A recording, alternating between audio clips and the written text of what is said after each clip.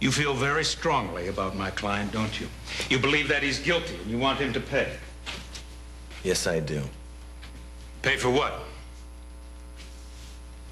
Murder. The murder of his mother, Carmen Santos. And you are so determined to see him pay that over the years you've done what? I've done my job. What I was sworn and trained to do. Nothing more, nothing less. Just my job. So for 4 long years, you've simply been doing your job? You know, we at the FBI have a file this thick, 5 inches thick on this guy. You don't get that. 4 years is a long time to be on any one case. Yeah, that's my job. You stick with the case until you have enough evidence. And if you don't, you fabricate it. Objection. I apologize. I withdraw the statement. And so, is it your testimony, then, that your pursuit of Danny Santos was professional in nature and not a personal vendetta? Well, anything else would be ludicrous. And that you have never lied or falsified evidence in this case? Is that your testimony? Are you sure that's your testimony? Because from the moment I started this line of questioning, you knew this is where we'd end up. Didn't you, Nicholas? Your Honor, Mr. Marlar is waving papers around this courtroom like they're confetti. If he has something to put on the record as an exhibit, he should do it correctly, and I want to see them. Approach the bench, Miss Wolf. Object. Will you just Marlar, object? let me see what you have here. It's irrelevant, Judge. Be quiet, sir.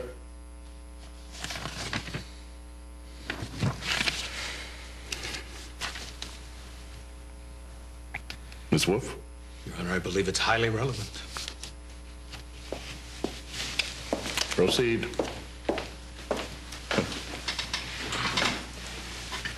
What is this document? You say it, or I will.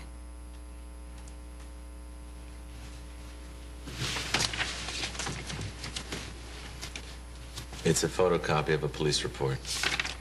A Chicago police report, dated September 12th, 1980? Yeah. Please read the first 3 sentences. Aloud.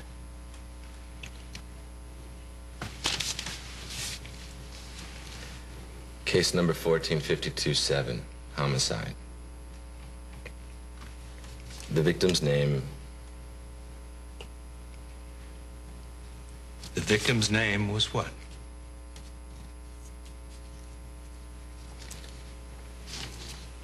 Joseph Agostino. Quiet! Quiet! The victim was your father, Joseph Agostino. Would you please turn to page 3? Read the section that's highlighted. Again, please read it aloud. Interviews with informants corroborate that the killing was a mob hit.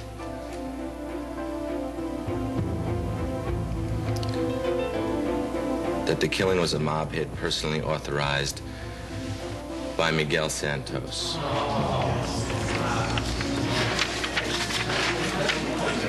That's it. And that is the reason that you hate my client. And that's the reason you will break any law to see Danny Santos behind bars. Because it doesn't get any more personal than this. His father killed your father.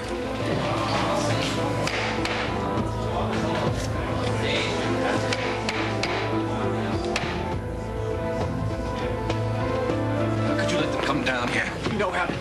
Quiet! Quiet! The answer to your question is no. I am not here for revenge. Was Miguel Santos ever convicted for your father's murder? No. Prosecuted for it? No. Charged? No. Was anyone ever convicted, prosecuted, or charged? The answer is no. For 20 long years, your father's murder went unpunished. And that makes you angry, doesn't it? Yeah, it makes me mad as hell. Yes, and I don't blame you. I'd want revenge. I'm sure that anyone would want revenge. Counsel, don't put words in my mouth, please. You know, Nicholas, I can imagine you as a little boy, standing at your father's graveside, just watching as they eased him into the ground. In one hand, you're holding his citation for bravery, in the other hand, a folded flag that had been draped over his coffin. And you're fighting back tears, determined to be brave, yet all the time vowing that one day they would pay for killing your daddy. And when you grew up, you started to make good on that promise. You graduated near the top of your class, you joined the FBI, you rose through the ranks.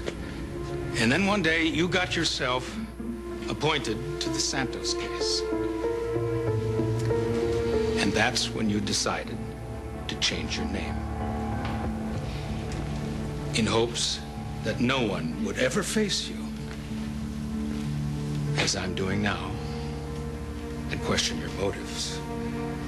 Because ultimately, the truth doesn't mean one bit. The only thing that matters to you is getting even. You want to know what the truth is? I'll tell you what the truth is. They shot him down in cold blood. He's one of the best men that ever lived. Do I want them to pay? Yeah, you're damn straight I want them to pay. I want him to pay. I want every single one of them to rot in hell for the rest of their pathetic life. How's that for the truth?